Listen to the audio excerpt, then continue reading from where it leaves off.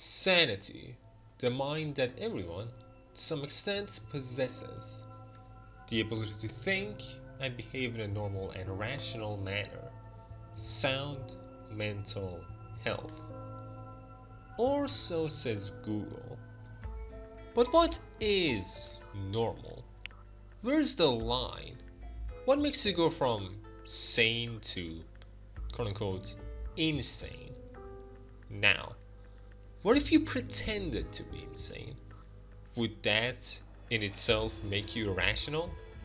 Do we really need sanity?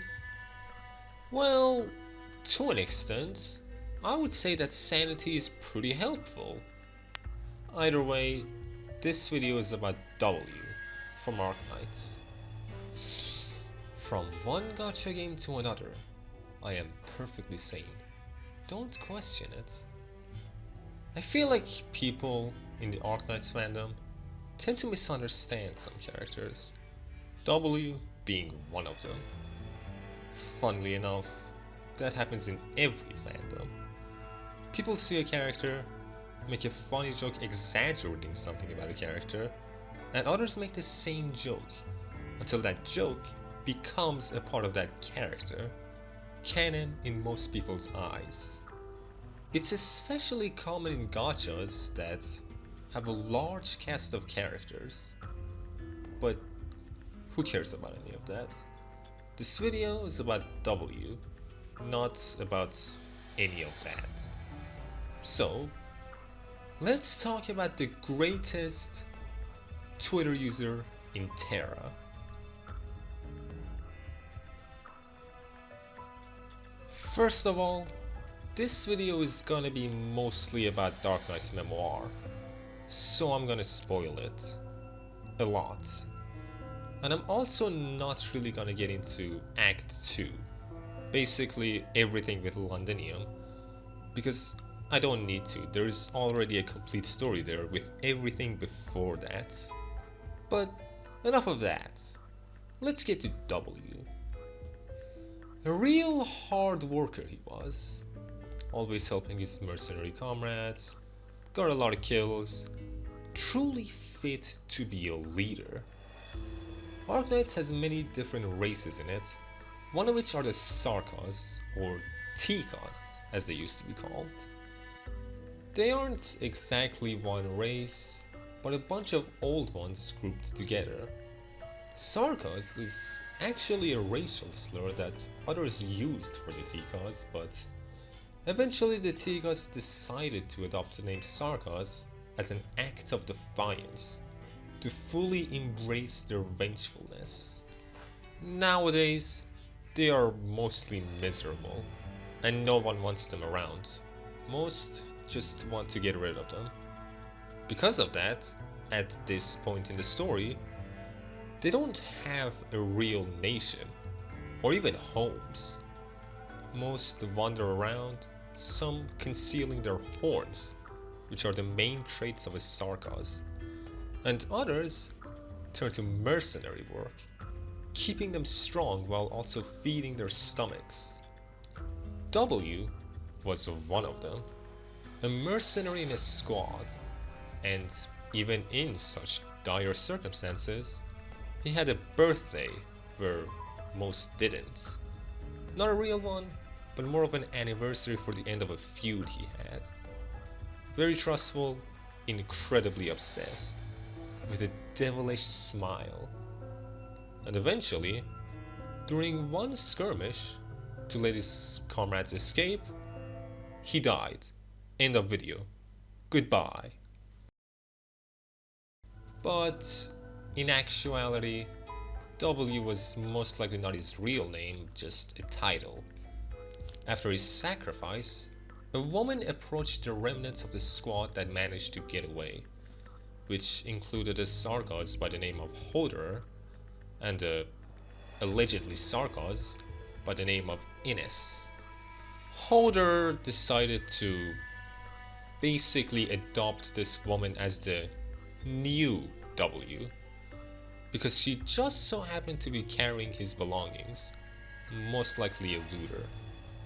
This is the start of the new W, the one who I actually want to talk about in this video, and unravel her, quote-unquote, insanity. Most sarcasm mercs are not actually friends, they're just co-workers. They wouldn't die for each other, except for the old W. This was no secret. They all knew that they were only in it for themselves and that no one was truly trustworthy. But they could still be war buddies as long as fate allowed them. A family, until not. In the coming months, W slowly started fitting into the group led by Hodor, becoming a comrade that would never trust them with her life. She was mostly a sarcastic jerk, only following orders like a puppet. She was skilled, possibly more than the old W, but nothing more. She had no spark, nothing to really set her apart from the common lowlife. An overly qualified merc that did not lie, killed, and never hesitated, no matter what. Until one fateful day, where she inherited the old W's devilish smile, becoming less hollow. It was only after a talk with Hodor that she started to understand herself and her own character. The same type of person as the old W. Good at putting on airs, good at living in the moment. Someone who keeps her real self hidden, not attaching to anyone. Someone who doesn't think too hard about the past or the future, only reveling in the now. Finally, a smile. She started, quote-unquote, giving into her insanity. W, Ines, and Hodor were like a dysfunctional family. Hodor as the voice of reason, Ines as the one who doesn't take risks, and W as the instigator. It was mostly them and their squad. Any other squad that joined them was at the risk of being betrayed. And some actually were, well, betrayed. W and Ines didn't like each other very much. They fought often, sometimes with weapons. Ines simply didn't trust W at all. And W knew about Ines' secrets and how she isn't actually a Sarkaz, but a Capricorn, a completely different race. And also, W is again an instigator. One of their fights is actually what resulted in the scar on W's arm. Apparently. I think. Eventually though, Hodor's squad was hired by a group called Babel. In the fantastic world of reality, the Tower of Babel was a project about people trying to reach God and being smited, resulting in the many languages we speak around the world. In a way, that incident divided humanity forever. In Arknights, Babel was an organization founded by Teresa, the Sarkaz princess, if you will. It was meant to peacefully bring Kazdal back instead of forcefully. Kazdal was the home of Sarkaz. It's where Sarkaz belonged. Kazdal was flourishing back during the Tikas times, but it was eventually conquered. Throughout the years, Sarkaz tried many times to revive Kazdal, but Kazdal was a land cursed. Whenever it was turned back into an actual nation, it fell for many reasons. It was actually destroyed again for like the 100th time, not that long ago. Teresa believed that the reason why Kazdal fell so many times was because of the fact that the Sarkas never tried peaceful options, only resorting to violence whenever they wanted their nation back. Every generation of Sarkas, for whatever reason, has one king, and Teresa was that king. Every king of Sarkas can use arts that do a variety of things, like controlling emotions. With it, Teresa could pacify anyone she wanted, no matter the feelings. She, along with Kelshi, Closure, and the Doctor, were the pillars of Babel, meant to unify all Sarkas, and also other races if possible. Again, Hodor's group suddenly got hired by Babel, and for a while, they struggled against the world, keeping the Sarka's dream alive. Hodor's squad, or at least W, wasn't aware of what exactly Babel was, but they started working anyway, out of the insistence of Hodor himself. At first, it was a convoy mission, meant to protect a mysterious thing, which turns out to be some weird skeleton, against some unknown forces. Of course, they were attacked, which got W and Innes separated from the main group, leaving them sort of stranded. After some really Arknight style back and forth, W and Innes end up cornered by the opposing forces, despite all their trickeries. But in the last second, they were rescued by a squad led by none other than Teresa. They were rescued and brought into the landship. Just a floating, mobile city-like structure, don't worry about it. While Hodor was left behind to do all the adult stuff, W and Innes were left to their own devices. During this time, W meets Amia and Teresa. Their talks aren't too important, but an interesting thing about Sarkas kings is that, for whatever reason, the Sarkas feel a certain pull towards them, beckoning them to follow. The Sarkas can't help but see the Sarkas kings as above them, like actual kings. W is no different, maybe even more susceptible to it, I don't know. Either way, after some time, Hodor decided to leave Babel with his squad. W and most other members of their squad stayed behind as insurance, just in case Hodor ever decided to come back to Babel. The reason why he didn't stay is that he wasn't sure if it was the right idea. Teresa wasn't the only Sarkas royalty. There was also her brother, called Theresis. Actually, it was a civil war between Teresa and Theresis that tore the latest iteration of Castle apart. Theresis was the opposite of Teresa, being more violent and, well, racist. Not want to coexist with the other races of Terra. He was also the one that sent people to attack the convoy, and eventually, the one who brought down Babel, but that happens a lot later. At this point, Hodor wasn't sure who to follow, so he decided to stay as a merc, along with Innes and some others.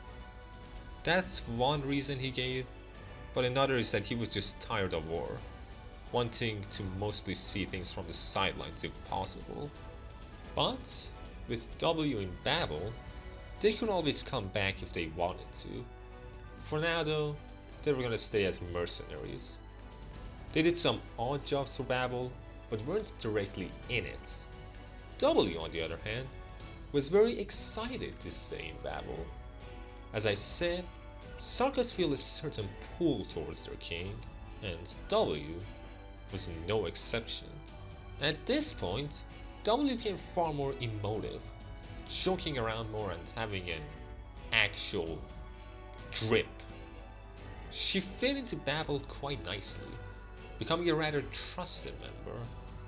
Or well, as trusted as someone like W could get. Teresa was probably the first person that W really respected, wanting her to succeed. Teresa was somehow inspiring to her. I mean, she even started taking secret selfies with her. That got confiscated. Either way, her primary objective was getting rid of spies and taking info from them however she could. And of course, she went the easiest way of torturing them while complaining about her work. Slowly, she was looking more and more insane. After all, normally torture isn't meant to be humorous, but the way she went about it wasn't inefficient either. Torturing someone so nonchalantly is only gonna make the tortured more intimidated. I mean, if she's taking care of you so lazily, who's to say she won't just kill you if you bore her? But why did such a sudden turn in her character take place? How did she become a liar, a cheater, a non-believer? A popular monster! If you have read Arknights, or more specifically, the Arknights memoir, you know that around half a year after Hodor and his group left Babel, the organization was taken down in a conspiracy involving Teresa, Theresis, and the Doctor. It's not fully clear what happened, but the people involved believe that the Doctor, in some way, betrayed Teresa, leading into her death. Again, we still aren't exactly sure what happened. Actually, no one knows what truly happened. All that anyone knows is that it was like an assassination, which is why everyone other than Teresa stayed alive.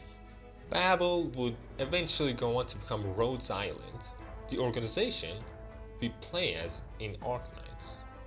The same people, mostly, but instead of focusing on the Sarkos, now they were focused on the infected. In Terra, the world of Arknights, just like tornadoes, earthquakes, and other natural disasters, you have catastrophes. They take on many forms, but they all leave behind Originium, the most important substance in the game. Originium is weird. On one hand, it is a really good energy source that allows floating cities to exist. It is rather abundant and works really well. There are some things it can't do, as well as something like electricity, but for the most part, it's great. On the other hand, constant raw exposure to it can make you infected with oripathy, basically fantasy cancer. Oripathy can destroy you from the inside and the outside, shaping dark crystals in and outside one's body. In bad scenarios, it can even infect your brain, affecting your mind, making you less sane. But worst of all, once an infected dies, they explode. And once they explode, they spread raw originium everywhere and kill the people around them as well. No cure has been found, but ways to temporarily halt it have been discovered. Because of that, in a really interesting way, it caused racism against the sick. The ones infected are called, well, the infected, and are usually shunned from society. The Sarkos are also normally infected, including W, which really doesn't help the whole racism thing. It's like double racism. And here we have Rhodes Island, which is a pharmaceutical, wink wink, that both tries to help the infected and cure them. Now, why did I go into so much detail about something like this? Because I wanted to. And also because after the fall of Babel, W was alone again, not even with her mercenary buddies. So, what happened to her? You will find out in a few seconds. For around a few months, W went around killing everyone who was Theresa's cause of death. Every single sarcos that she could find. Mercy, she called it. And she wasn't fully wrong either. The pull every sarcos felt towards Theresa wasn't W's alone. Her killers felt the same thing, which is why they were waiting until Grim Reaper came and ended their now miserable lives. W acted nonchalant yet again while doing this. This is something she likes doing. Because of Theresa's death, Theresis could unify the rest of the Sarkos force by himself, starting to rebuild Castle again. But none of that politics is important anymore, so let's just move on. After some time, W managed to reunite with her mercenary buddies, Hodor and Innes. They found each other where the old W died. For whatever reason, this is where new W ended up. Unlike most Sarkos that were planning to join Theresis, Hodor and Innes were planning to join a different movement, just so they have a reason to not go to Kazdal, and Reunion was that movement. Reunion is a movement by the infected for the infected. Every outcasted infected is welcome in its ranks. Unlike Rhodes Island, where they are trying to cure the infection, Reunion members are terrorists. They're trying to take revenge against the people that wronged them. They also gather people of any race as long as they are infected, which includes the Sarkos. So, any mercenary that didn't want to go work for Theresis would go to Reunion instead as a cover, to still not be an enemy to Theresis. There's a lot of conspiracy to the whole Reunion thing, but it's not important to this video. Throughout all this, W seems bitter, unusually so. She still acts carefree, but with a more venomous attitude. Either way, W, Hodor, and Innes decided to go north, into the frigid tundra, and join Reunion. Finally, we get to the Chernobog Incident, the start of the main game. There's an incident that takes place in Ursus, Chernobog. Think of it as a Russian city. Both Rhodes Island and Reunion were here both for different reasons. Reunion mostly just wanted to spread havoc, while Rhodes Island was here for a rescue mission. And the person being rescued was the doctor, because even if the doctor did kill Theresa, allegedly, they still needed the doctor's help. But, in a twist of fate, the doctor got amnesia and didn't remember anything.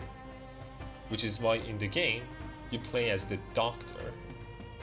Amnesia really does just make things that simple. W, Hodor, and Innes were also here, working for Reunion. W became more sane, more rational, which actually makes her seem more insane somehow. She told Innes and others that Rhodes Island members keep a dog tag on them that has their name on it, and that they should remember those names. This is rather odd for the W that we have known thus far. She normally wouldn't bother doing anything like that, but it's nothing too major. Because of a completely different conspiracy involving Talma, Reunion's leader, Innes is presumed dead during this incident.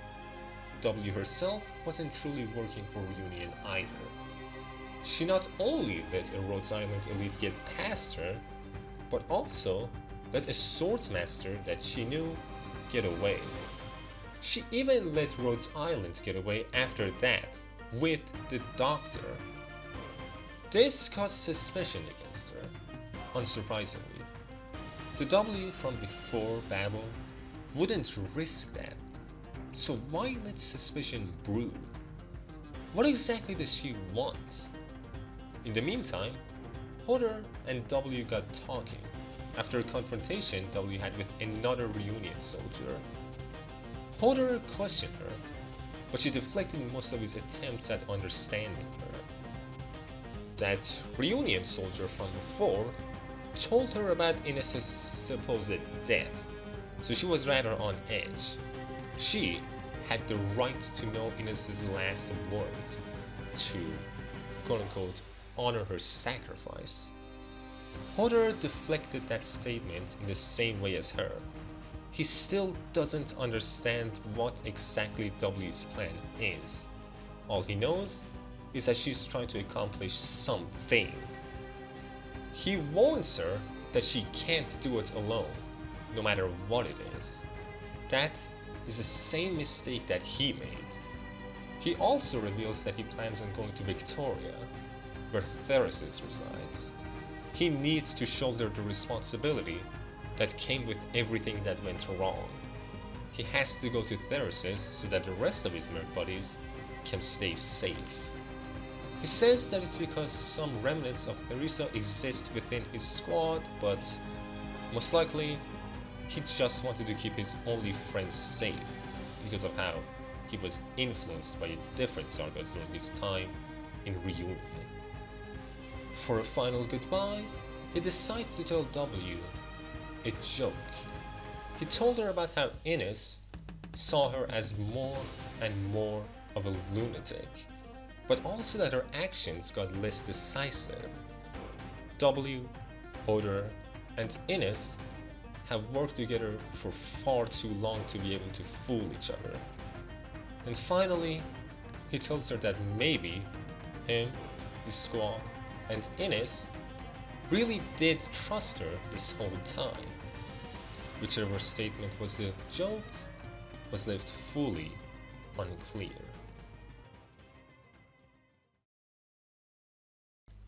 W is left alone in Chernobog, both her best friends gone, one way or another.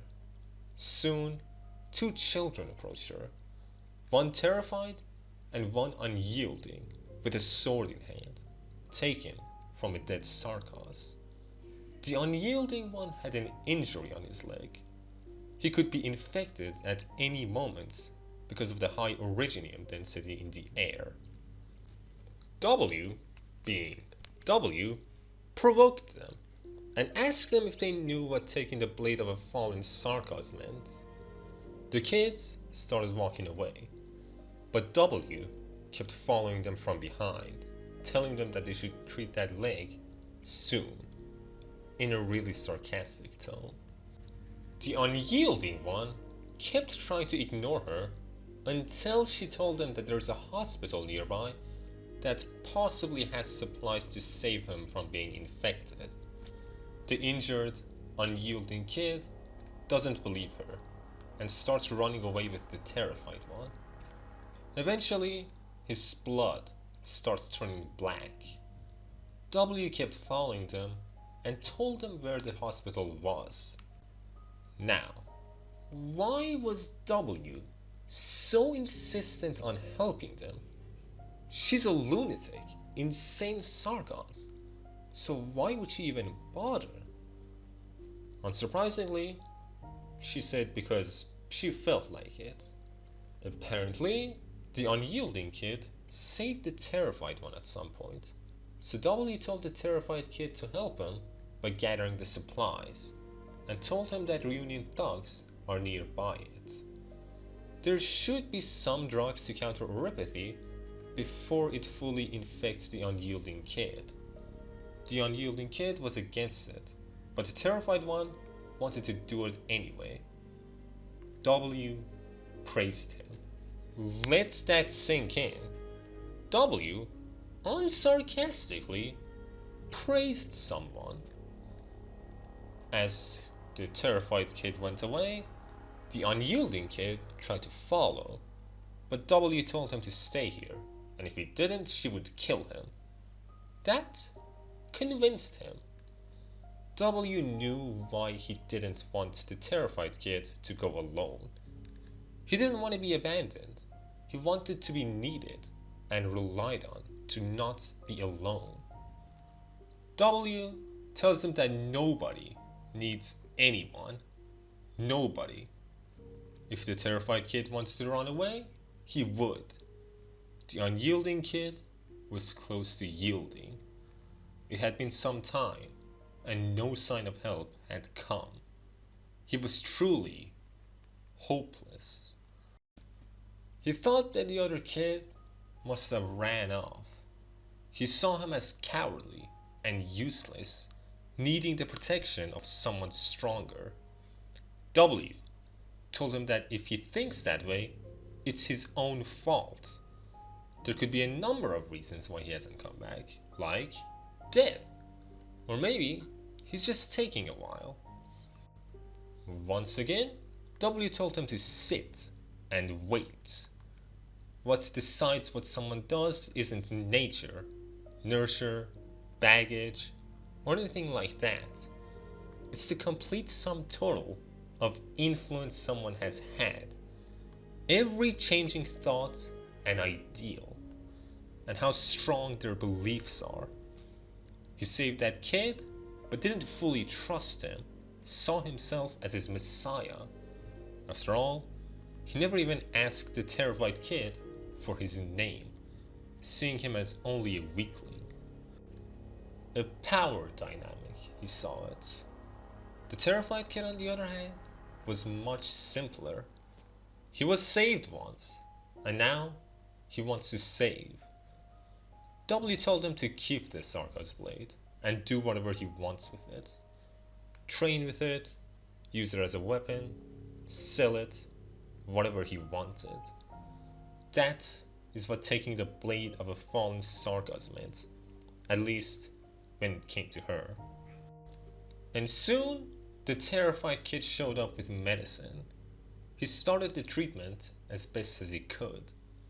Finally, the unyielding kid yielded and asked the brave kid for his name. Finally, he asked. And so, after a while, the brave kid picked up the yielding kid and went away. W helped them destroy their seed of doubt, giving them higher chances of survival. But, again, why? Why do this? Wasn't she crazy? Wasn't she lacking sanity? Actually, was she ever truly insane?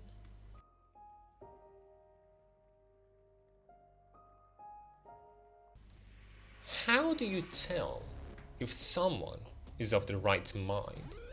That someone is actually themselves, holding on to their sanity? The reason why I decided to go about this video this way is that the game did something similar. In the main game, we see W as a total lunatic. The way she talks and behaves is unlike the other characters. It brings up the question of why? And Arknights' memoir answers most of that, while still keeping up an air of mystery. If you just skim through the story, then you will miss most of what I'm about to talk about. It's not even that deep, just needs a little bit of thinking. There are some parts of the story that it didn't mention.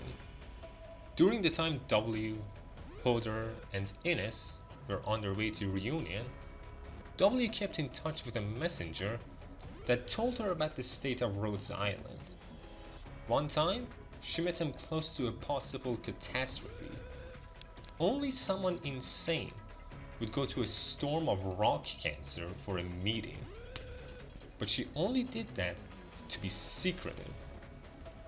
W is very much so aware. She puts it best. The biggest perk of being a lunatic is that the crazier things you do, the less people question it. It's a mask, a lie. She's a pretender. W is smart, incredibly so. She isn't one to do things without a reason. Everything she does with a plan in mind. She wanted to know about the state of Rhode Island because she might one day join them. She wanted to know if they escaped Theris's clutches safely or not. It was the last true ideal that Theresa left behind, so it was important to her. The way she tortured others was also a part of it. By acting nonchalant, it makes her seem more like the one in power, which helps her get more info. Only twice do we see her dial down on her acting. Once with the children, as you could have guessed, and once with Hodor. Back when Ines was, presumably, dead, and Hodor was living for Victoria, W told them about a big part of her motivations.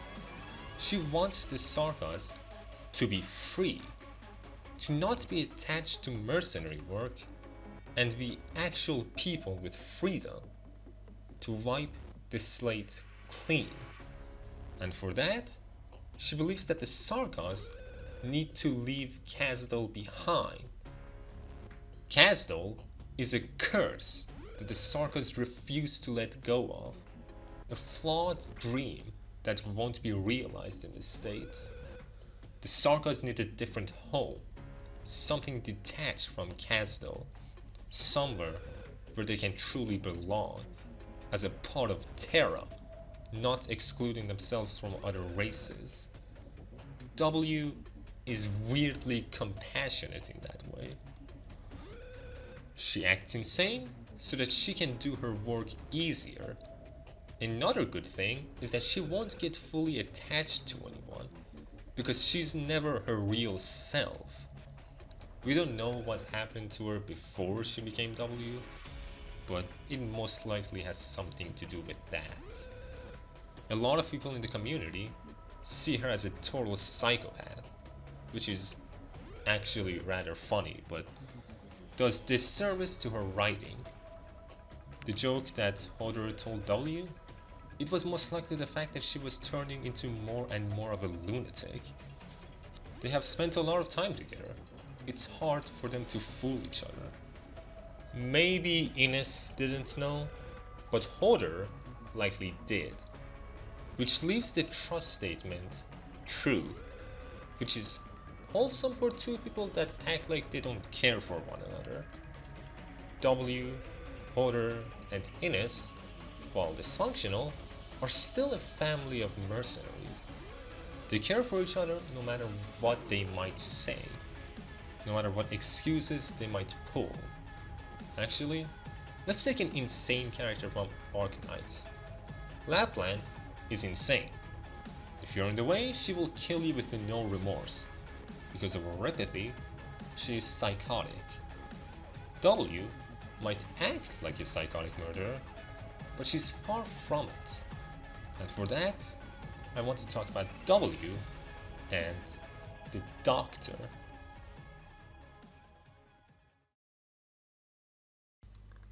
Theresa was W's idol. She was her king, the one that always dazzled. And yet, she died, allegedly betrayed by one of her greatest friends. W has every right to hate the Doctor. He, again allegedly, directly caused the downfall of Babel and caused the death of Theresa. Her hit list goes as follows: Tulla, Theris, and the Doctor. Tulla is top because she ordered Ines' death. Totally isn't actually alive. Theris because, well, did you watch the video? And the Doctor because he likely killed Theresa. But what happens when the person you hate, that allegedly killed your salvation, didn't remember it? What if they turned from a silent, mysterious commander into a silly, rather goofy, yet just as capable commander. Is pre-amnesia Doctor the same as the Doctor now? Are they even the same person? The answer is, who knows? I speculate that the amnesia was all a part of the Doctor's plan, and he didn't actually kill Teresa. I speculate that there's a huge conspiracy that hasn't been revealed yet, but again, just speculation. Even if he did plan the murder, it was probably for a plan, which is why I kept saying allegedly. So, are they the same? W doesn't have an answer to this question either. Just like Kelsey, she's conflicted. She threatens the Doctor all the time, but never does anything. She hates him, but not him. She hates the pre-amnesia Doctor with a passion, but not the current one. Many in her place might decide to take revenge anyway, for a little bit of satisfaction, but she doesn't. She rages, but remains rational. As she put it, "It's a funny little thing that I get to fight alongside this version of you. And look, it turns out the two of us can get along. At least until you remember what happened that day." she probably would kill the Doctor if she could confirm whether or not he's the same person as the pre-amnesia Doctor. But for now, she is harmless. She's provocative towards others, but not aggressive. She doesn't start fights, she just speaks in a snarky manner and others get mad. Again, she's perfectly sane, but acting a certain way for a while will change you. So, she will remain a snarky and sarcastic piece of something forever. Even her true self.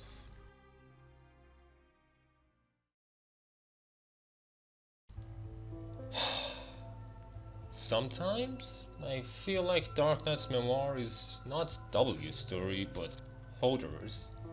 Like, the story is mostly his POV, while we get like no glimpses into W's thoughts. I feel like I went through everything that needed to be covered, but I'm not sure. Tell me in the comments, I will engage in discussions. After rereading Arknights' memoir, it's crazy how much shorter events used to be. It has as many reveals and twists in it as modern events, yet it's like half as long.